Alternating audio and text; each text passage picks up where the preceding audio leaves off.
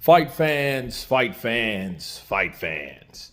This is Kurt Deville with Counterpunch Boxing News, and I want to show you guys some up-to-date sparring with Ike Ibeabuchi that shows my concern for the 52-year-old former competitor. And here we go.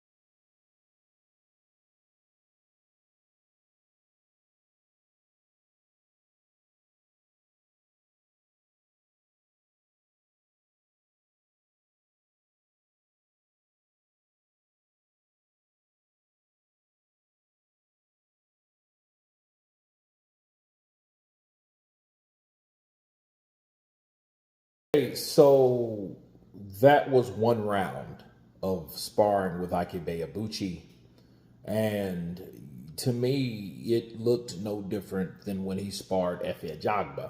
The only difference is he landed a great body shot that seemed to hurt the smaller fighter, whoever it was. I don't know who was he was sparring, but he had the speed. He was using angles, and he was elusive enough to keep Ike busy. And what I didn't see from Ike, I didn't see him cut off the ring. I didn't see his upper body movement. I think is just based on his body language.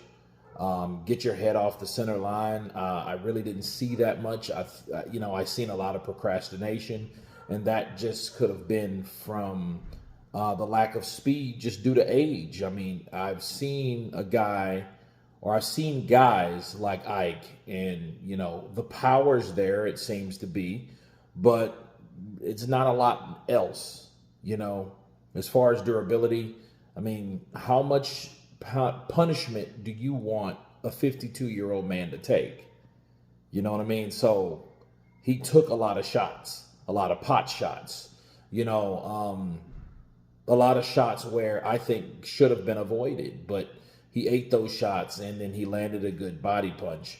And really, I'd give him a 74.5. And if it wasn't for the knockdown, I would say that was a flawless round for the smaller guy, whoever he was, because he was able to pretty much do what he wanted to do in there with Ibeabuchi until he got hit with that shot, of course, and he went down. But then, you're looking at it, okay, he's in there with a smaller guy. You don't know what weight class that guy's in. What if it was a bigger guy?